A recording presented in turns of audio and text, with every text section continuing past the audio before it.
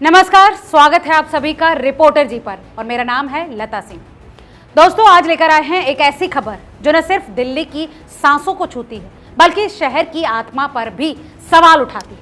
दोस्तों, संगम विहार दिल्ली का वो इलाका जहां तंग गलियां, कचरे के ढेर और बुनियादी सुविधाओं की कमी की कहानी सालों से चली आ रही है, लेकिन आज की खबर ने यहाँ रहने वाले लाखों लोगों के दिलों में खौफ पैदा कर दिया है।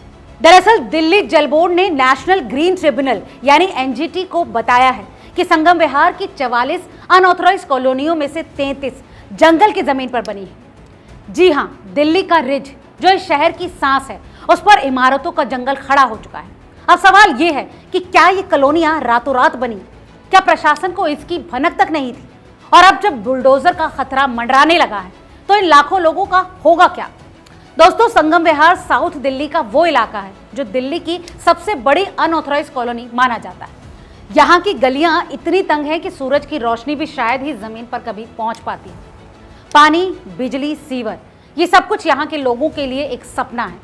लेकिन अब जो नया सच सामने आया है वो है इन लोगों के सपनों पर बुलडोजर चलाने की तैयारी।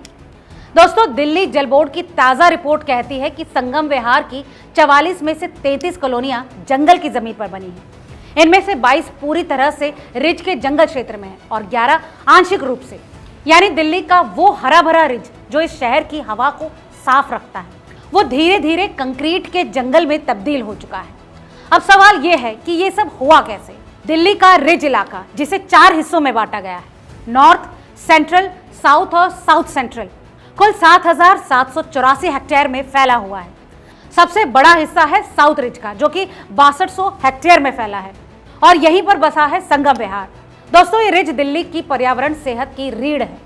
साफ हवा, साफ पानी और बायोडाइवर्सिटी, ये सब कुछ रिज की देन है। लेकिन सालों से इसी रिज पर अतिक्रमण का खेल चल रहा है और दोस्तों, ये खेल भी छोटा मोटा नहीं। दिल्ली जल बोर्ड ने जब सीवर लाइन बिछाने की कोशिश शुरू की थी, तब जाकर इस सच का पर्दाफाश हुआ। जांच में पता चला कि ये कॉलोनियां रिजर्व फॉरेस्ट क्षेत्र पर खड़ी है। अब आते हैं इस सवाल पर कि मामला एनजीटी तक पहुंचा कैसे। दरअसल मार्च 2024 में एक न्यूज रिपोर्ट ने संगम विहार की बदहाली को उजागर किया था। गलियों में कचरा, सीवर का अभाव और बुनियादी सुविधाओं की कमी। एनजीटी ने इसे गंभीरता से लिया और दिल्ली जल बोर्ड से जवाब मांगा।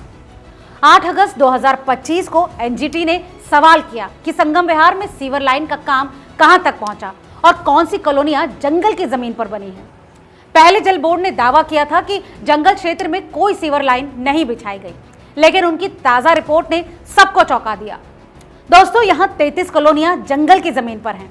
इस मामले की अगली सुनवाई 3 नवंबर 2025 को है और तब तक ये मामला और तूल पकड़ेगा। दोस्तों, इस समस्या को 3 हिस्सों में समझिए। पहला है अवैध कॉलोनियां और अतिक्रमण। दिल्ली में कुल 1799 अनधिकृत कॉलोनियां हैं, जिनमें से 44 संगम विहार में हैं। इनमें से 33 जंगल की जमीन पर बनी है। यह अतिक्रमण साउथ और साउथ सेंट्रल रिज को नष्ट कर रहा है। दूसरा है सीवर लाइंस की चुनौती, जो आंशिक रूप से जंगल की जमीन पर है।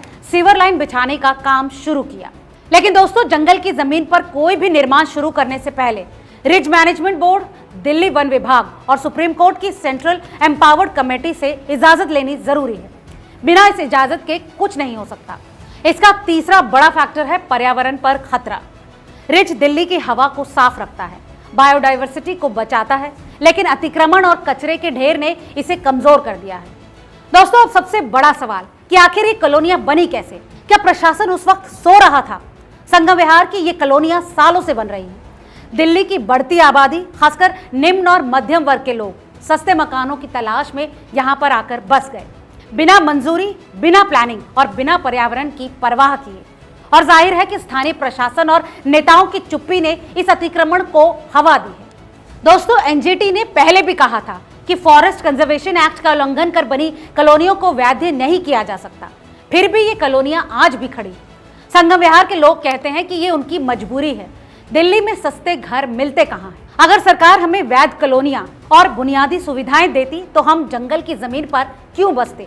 लेकिन इन सब के परे पर्यावरणविदों का तर्क है कि रिज का अतिक्रमण दिल्ली की सेहत के लिए खतरनाक है। अगर रिज खत्म हुआ तो दिल्ली की पहले से खराब हवा और जहरीली हो जाएगी। ऐसे में अब सवाल उठता है कि रास्ता है क्या? पहला है संगम विहार के लोगों के लिए सस्ते और वैध आवास की व्यवस्था। दूसरा है रिज क्षेत्रों में रिफॉरेस्टेशन और सख्त निगरानी। और तीसरा है जागरूकता। लोगों को पर्यावरण के महत्व को समझाना होगा। लेकिन दोस्तों, सच तो यह है कि ये पूरी कहानी सिर्फ पर्यावरण की है ही नहीं, यहाँ पर सियासत भी है। ये कॉलोनियां सालों से वोट बैंक का हिस्सा रही हैं। दरअसल नेताओं ने इन कॉलोनियों को वैध करने के वादे किए, लेकिन पर्यावरण की कीमत पर। अब सवाल ये है कि क्या ये सब कुछ वोटों की खातिर हुआ?